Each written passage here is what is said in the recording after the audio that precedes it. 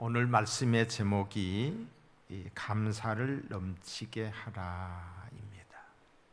감사.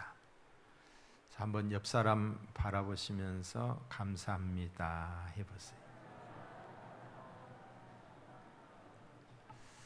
또 고맙습니다 한번 해보세요.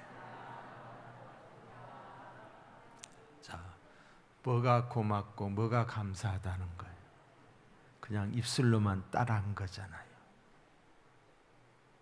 우리가 평상시에 많은 부분에서 감사하다라고 하지만은 마음이 실려져 있지 않는 감사, 입술의 감사, 깊은 정말 깊은 샘에서 물을 길러내듯이 감사하다, 이런 마음으로 감사, 그것에 행복이 있습니다. 감사는 천국의 언어입니다. 그러니까 우리가 천국 가게 되면은 믿습니다, 이거 없어요. 뭐 천국 가게 되면은 소망도 다 이루어졌잖아. 뭐 사랑합니다, 이것도 없을 거예요. 그냥 오직 넘치는 감사와 그리고 하나님을 향한 찬양만이 있을 줄로 믿습니다. 그런 면에서 이 감사는 천국의 언어예요. 뿐만 아니라 신앙의 꽃이에요. 꽃이 피어야 열매가 맺듯이 은혜를 받게 되면 저절로 나도 모르게 감사합니다가 나오게 되는 거예요. 또한 행복의 비결이에요. 행복. 감사의 꽃이 피어야 행복의 벌나비가 날아드는 줄로 믿습니다. 감사하는 곳에 평안과 행복이 임합니다. 감사할수록 감사의 조건이 더 많아져요. 이 감사의 능력이 있기 때문입니다. 감사가 없는 가정은 숲 없는 무엇과 같아요? 사막과 같아서 삭막해요. 아주 싸늘하지요. 찬바람이 휙휙 돌지요. 감사는 생명의 활력이요, 살맛 나게 한다 이 말이에요. 감사는 삶의 향기입니다. 여러분의 가정에 감사의 꽃이 만발하기를, 만개하시기를 바랍니다. 이 꽃 저 꽃 감사의 꽃이, 자식을 보고 감사, 부모를 보며 감사, 서로 감사, 모든 것 감사, 온 식구가 하나님을 향한 감사, 온 식구가 감사의 찬양, 감사의 예배가 있기를 축복합니다. 감사. 감사 대신 감사의 반대가 뭐예요? 원망과 불평이잖아요. 입만 열면 불평해요. 자기는 그렇게 못 살면서 그냥 다른 사람을 향하여서 시비를 걸고 원망하고 불평하고. 원망하고 불평하는 것은 사탄을 환영하는 거예요. 사탄을, 옷이 없어서 사탄이 원망과 불평을 많이 하는 것은 원수마귀 사탄을 부르는 주문과 같은 거예요. 주문. 하나님은 감사하는 자의 편이시며 감사하는 자에게 은혜와 평강을 더하시는 줄로 믿습니다. 오늘은 특별히 추수감사주일이에요. 1년을 총체적으로 총괄해서 하나님 은혜를 생각하며 지나간 삶을 하나님께 감사로 제를 드리는 날이 바로 오늘인 줄로 믿습니다. 감사는 믿음의 표현입니다. 감사는 믿음의 척도라고 할 수가 있어요. 믿음이 크고 작음이 감사에 비례하는 거예요. 네? 원망하고 불평한다, 믿음 없다는 증거잖아요. 네?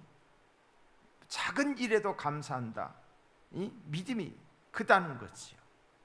네? 믿음이 작으면 감사도 작게 되어 있습니다.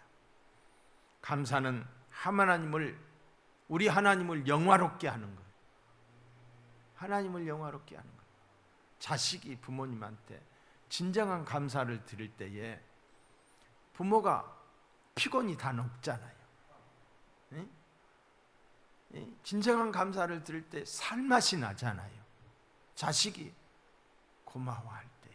그렇듯이 하나님도 마찬가지. 하나님도. 네? 감사는 하나님을 영화롭게 하는 것이요, 원수 마귀 사탄을 이기는 가장 강력한 무기가 또한 감사입니다. 지난주에도 제가 말씀드렸듯이 마귀에게는 감사가 없어요. 그렇기 때문에 마귀에게 없는 것을 감사를 들이댈 때에 마귀는 왔다가 일곱 길로 도망가는 줄로 믿습니다. 마귀의 세계에는 감사라는 단어가 존재하지 않습니다. 그러므로 감사하면 악한 영이 떠나고 저주가 물러나가고 내 안에 있는 이 병마가 물러가는 줄로 믿습니다. 성령 충만이 뭐냐? 감사 충만이에요. 그냥 모든 것이 감사해요. 누구를 봐도 감사해요. 어떤 상황 속에서도 감사해요. 그래서 어거스틴이라고 하는 사람이 이런 말을 했어요. 믿음, 소망, 사랑, 이 세 가지는 항상 있을 것인데, 여기 한 가지를 더한다라고 한다면 감사라고 했어요. 믿음, 소망, 사랑, 이것에 한 가지가 더해져야 된다. 그게 감사라는 거예요. 감사 풍년이 들기를, 감사의 은사가 여러분에게 있기를 주의 이름으로 축원합니다. 여러분, 닉 부이치라고 하는 사람이 몇 년 전에 우리나라를 다녀갔어요. 세상에 태어날 때부터 저렇게 태어났어요. 보세요. 팔다리가 없어요. 저기 보면은 다리라고 저게 조금 나와 있는 게 닭다리처럼 이게 생긴 거, 이거 하나밖에 없어요. 응? 세상에 저런 몸으로 어떻게 살아갈까? 저런 몸으로 지금 이제 두 아이의 아빠가 됐어요. 응? 골프도 치고요, 수영도 하고요, 운동을 못하는 게 없어요. 어떻게 저런 몸으로 할 수 있을까? 응? 그런데 저분의 얼굴은 평안이 있어요. 기쁨이 있어요. 응? 그가 말하는 것을 보니까 그 마음에 감사로 가득 차 있어요. 어떻게 저런 사람이? 뿐만 아니라 저는 세계를 돌아다니면서 강의라는 명강사예요. 세계라니까, 세계. 뿐만 아니라 만능 스포츠맨이에요. 저 몸으로 어떻게 운동을 할 수 있을까? 골프를 치고. 뿐만 아니라 저는 작가예요, 작가. 베스트셀러 작가로 거듭났습니다. 그가 우리나라에 왔을 때 그는 말하기를 43개국을 다니면서 지금까지 그의 강의를 들은 사람이 400만 명이라고 그랬어요. 400만 명. 그리고 4명의 각국의 대통령 앞에서도 자기의 간증을 했고, 그리고 국회의 5개국의 나라의 국회에서도 연설을 했다라고 했어요. 그는 말했습니다. 남과 다른 불행한 자신의 몸 때문에 어린 나이에 자살을 3번이나 시도를 했다라고. 그런데 죽으려고 해도 지 맘대로 못 죽고, 또 죽음의 일을 하려고 했을 때 부모 형제들이 눈앞에 걸려서 나 때문에 얼마나 울까, 나 때문에 얼마나 슬퍼할까, 그래서 죽을 수가 없었다고 그랬어요. 근데 지금은 저런 사람이 결혼까지 해가지고 2 아이에 아들만 2이에요. 아내가 좀 부실하냐? 전혀 그렇지 않아요. 멀쩡한 사람. 그 속에서 태어난 아이들은 또 정상인으로 태어났어요. 그는 말했습니다. 15살 때 예수 그리스도를 인격적으로 만나게 되었다라고. 삶을 포기하려고 했지만 어떻게 만났느냐? 성경을 읽다 만났다고 그랬어요. 성경을.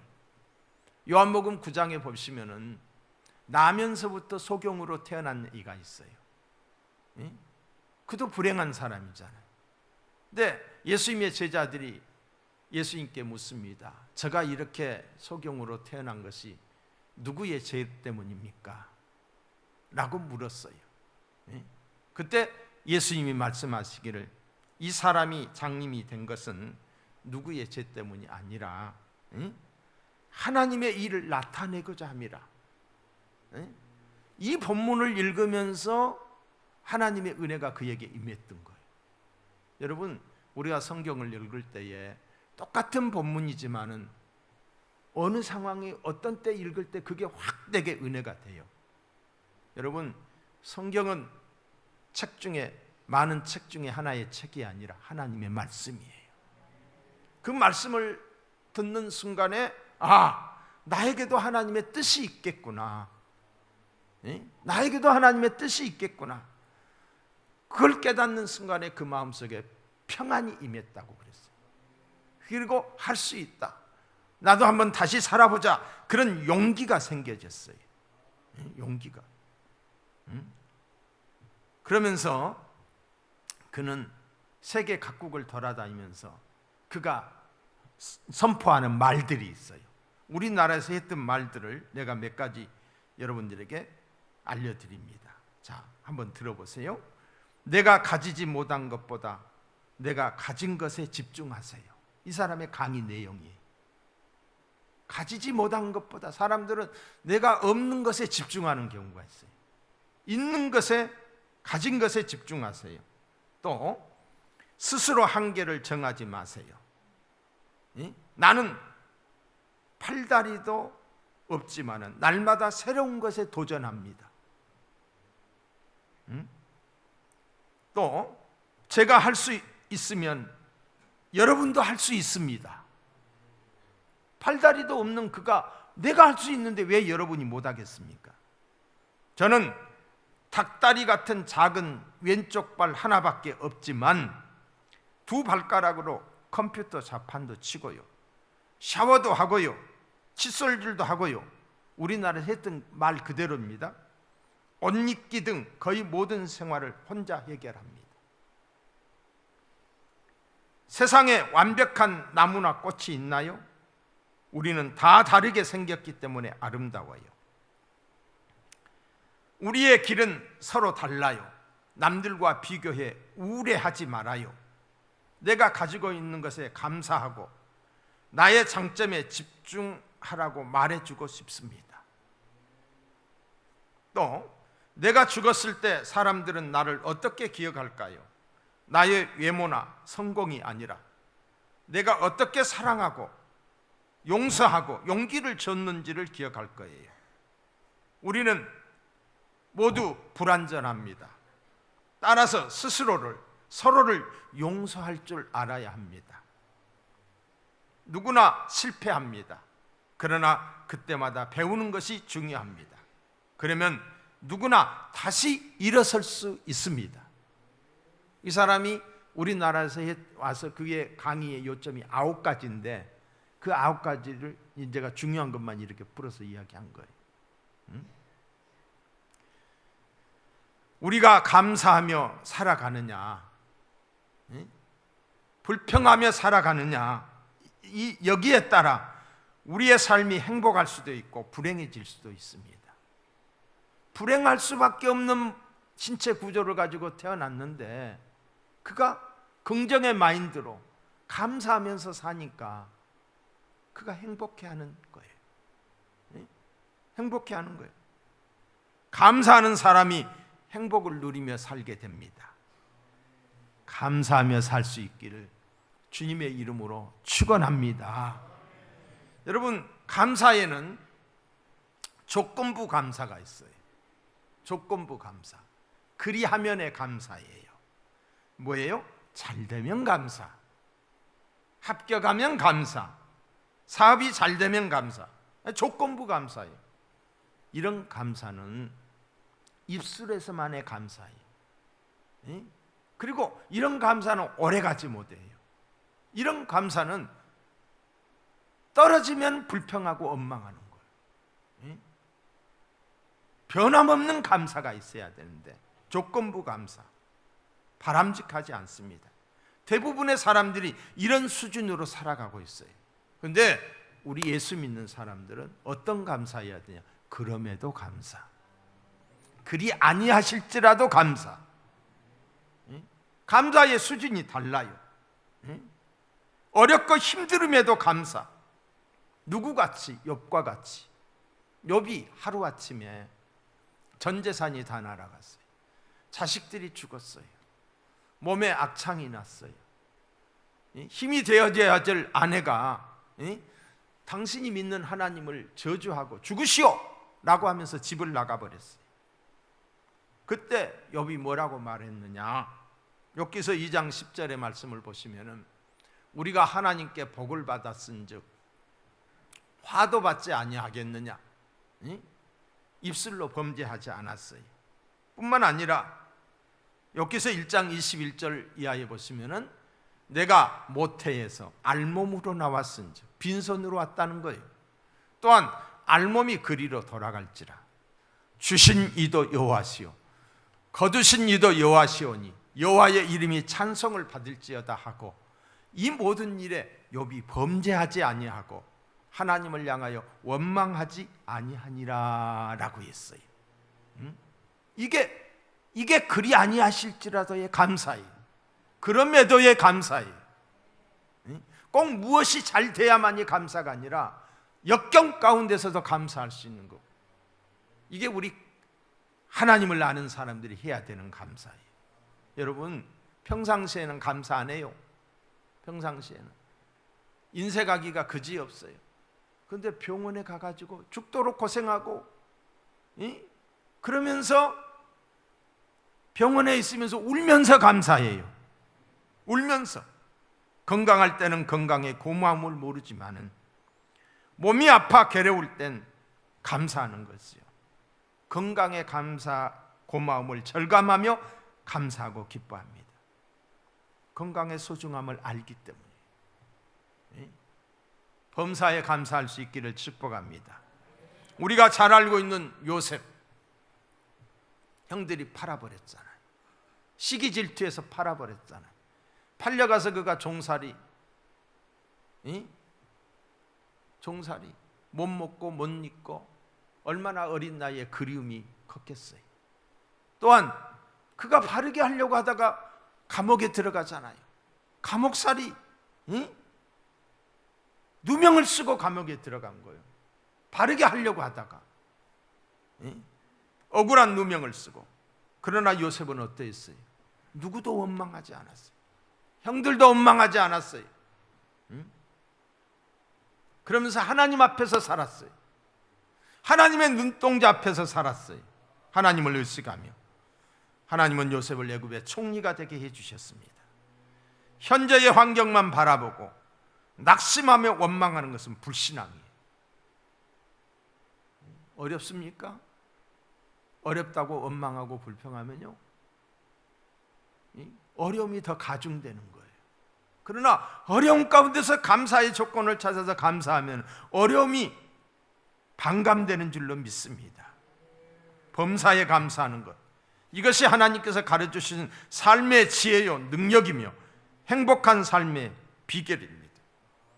그러므로 어떤 상황 속에서도 그럼에도 감사할 수 있고 그리 아니하실지라도 감사할 수 있는 저와 여러분이 되기를 주의 이름으로 축원합니다. 감사의 원문의 뜻은 깊이 생각한다라는 것입니다. 이 생각이라는 말과 이 감사라는 단어의 어원이 같아요. 어원이 같아요. 깊이 생각하면은 감사할 일들이 깨달아지는 거예요. 그러니까 생각 없이 사니까 원망하고 불평만 하는 거예요. 닉 부이치의 경우에서도 볼 수 있습니다. 생각 없이 자신을 보았을 때는 저주받은 인생, 자살을 시도했지만은 하나님의 말씀 앞에서 생각해 보니 감사가 돼요. 내가 이렇게 태어난 것도 뜻이 있겠구나. 하나님의 선한 뜻이 있겠구나. 그래서 그가 쓰임받는 인생이 되잖아요. 여러분, 골로새서 2장 7절에 보시면은 교훈을 받은 대로 믿음에 굳게 서서, 오늘 본문의 말씀이요, 감사함을 넘치게 하라고 그랬어요. 감사함을 넘치게 하라. 여러분, 이는 결코 쉬운 일이 아닙니다.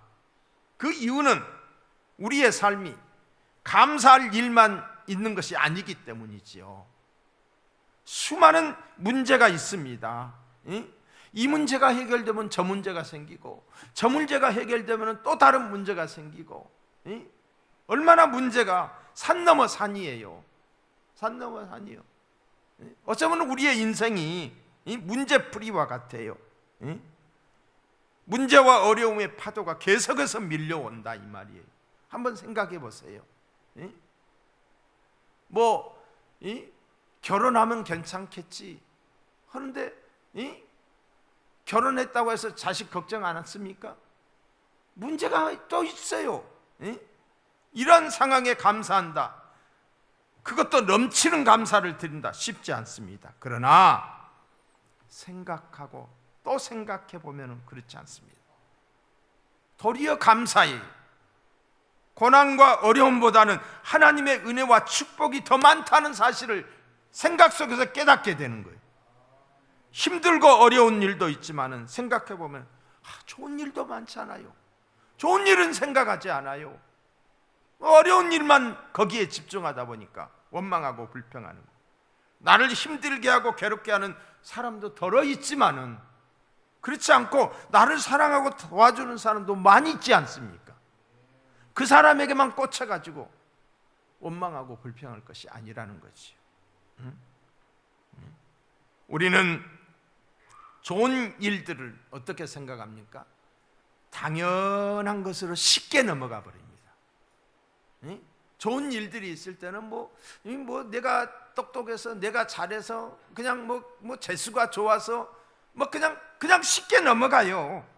넘어가 버리고 힘들고 어려운 일들만 생각하며 자기가 세상에서 가장 불행하고 고통스러운 삶을 사는 것처럼 힘들어하고 괴로워하고 원망하고 불평하는 거예요. 책임 전가하고. 넘치는 감사로 하나님께 예배하는 사람이 되기 위하여 우리는 어떠해야 되는가? 생각해야 돼. 생각해야 돼. 깊이 생각해 보세요. 생각하면 감사할 게 얼마나 많은지 몰라요. 고통과 어려움, 문제만 헤아리지 말고 하나님이 주신 은혜와 복을 생각해야 되는 거예요.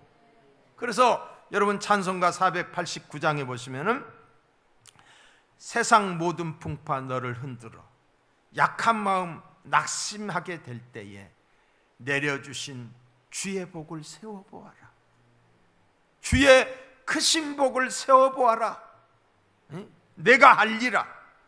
받은 복을 세워보아라. 주의 크신 복을 세워보아라. 힘들고 어려운 일이 있을 때에 이미 받은 복을 손꼽아 세워보실 수 있기를, 곰곰이 생각해 볼 수 있기를.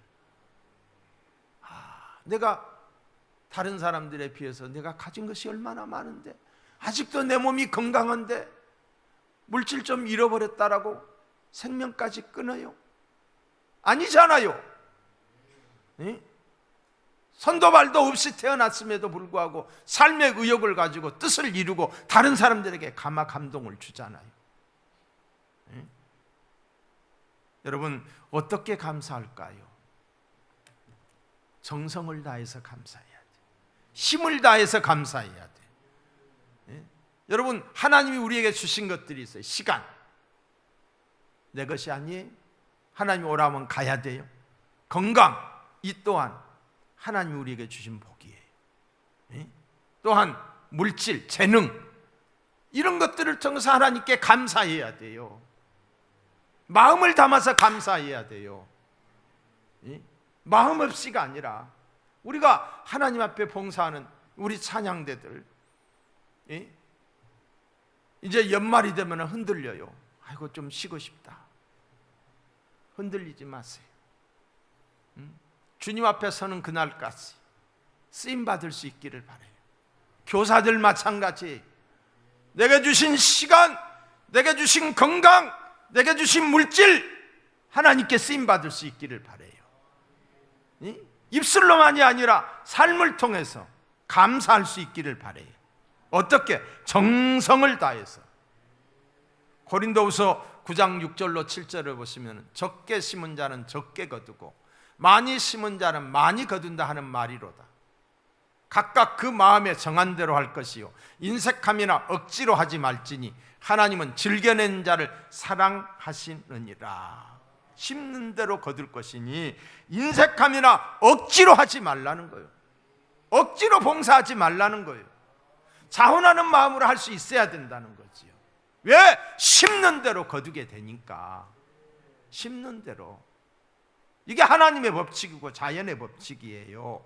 그러면서 고린도후서 9장 8절에 보시면은 하나님이 능히 모든 은혜를 너희에게 넘치게 하시나니 이는 너희로 모든 일에 항상 모든 것이 넉넉하여 모든 착한 일을 넘치게 하려 하심이라 그랬어요. 애물을 드리라고 하신 까닭이 무엇입니까? 항상 모든 것이 넉넉하여 모든 착한 일을 넘치게 하려 하심이라고 했어요. 더 많은 복을 주시고자 함이라는 거지요. 우리 편에서 볼 때 애물은 하나님의 은혜에 대한 감사의 표현이지만은 하나님은 그 예물을 받는 것으로 끝나는 것이 아니라 더 많은 것을 주시고자 한다는 것이지요. 심기는 내가 했는데 거두기는 하나님이 하시는 줄로 믿습니다. 이것이 하나님께 드리는 예물의 의미예요. 감사함이 있는 곳에 풍성한 하나님의 축복이 있는 줄로 믿습니다. 우리에게 더 많은 것을 주시고 더 많이 귀하게 쓰임받을, 더 나아가서 하나님께 드리는 예물은 땅에서의 풍성함으로 끝나는 것이 아니라 하나님 앞에 갔을 때 하나님이 상으로 주시는 거예요. 우리의 헌신이, 우리가 드려진 시간의 수고가. 마태복음 6장 19절로 21절에 보시면 너희를 위하여 보물을 땅에 쌓아두지 말라. 시간도 보물이요 물질도 보물이요. 우리의 몸으로 충성하는 것도 보물이잖아요. 거기는 점과 동록이 해하며 도적이 구멍을 뚫고 도둑질하느니라. 오직 너희를 위하여 보물을 하늘에 쌓아두라. 거기는 점이나 동록이 해하지 못하며 도적이 구멍을 뚫지도 못하고 도둑질도 못하느니라. 내 보물이 있는 곳에 내 마음도 있느니라고 하셨어요. 하나님께 드리는 모든 예물과 헌신은 하나님 나라의 보화를 쌓는 것이라고 말해주고 있습니다. 여기 있는 저와 여러분은 이제 언젠가는 떠나게 됩니다. 이 세상을 떠나게 돼요. 그리고 하나님 나라 천국에 다다르게 될 줄로 믿습니다. 그곳에 갔을 때에 하나님이 우리에게 행한 대로 심은 대로 갚아주신다. 갚아주신다. 이게 내 말이 아니라 성경의 약속이에요. 우리는 하나님의 말씀을 믿는 자들입니다. 이제 말씀을 마치겠습니다. 사랑하는 성도 여러분, 지나온 삶을 뒤돌아보시기 바랍니다. 어려움이 있었습니까? 아픔과 슬픔을 많이 겪었습니까? 불의의 사고나 질병, 직장에서의 어려움, 믿었던 사람으로부터의 배신, 뜻하지 않는 손해로 고통받고 낙심증에 있습니까? 이 모든 일이 있음에도 불구하고 지금까지 나로 하여금 이기게 하시고 나를 지켜주시고 보호해 주시고 나와 함께 하시는 하나님께 감사해 보시고 하나님의 은혜를 생각하고 감사할 수 있는 여러분 되시기를 주님의 이름으로 축원합니다. VC와 같은 사람도 감사하고 적극적으로 삶을 살아가는데 별로 문제가 되지 않는 것 가지고도 문제시에서 문제에 눌려서 그냥 살아가는 실패한 인생들이 많아요. 사랑하는 성도 여러분, 감사로 승리할 수 있는 저와 여러분이 되기를 주의 이름으로 축복합니다. 시편 116편 12절에 보면 이런 말씀이 있어요. 내게 주신 모든 은혜를 내가 여호와께 무엇으로 보답할까? 내게 주신 모든 은혜, 나 같은 죄인을 구원하신 주의 은혜, 하나님의 은혜예요. 하나님의 은혜. 생각하면은 부족함도 있지만은 하나님의 은혜예요. 이 하나님의 은혜에 무엇으로 보답할까? 감사하며 나아가는 저와 여러분이 될 수 있기를 주의 이름으로 축원합니다.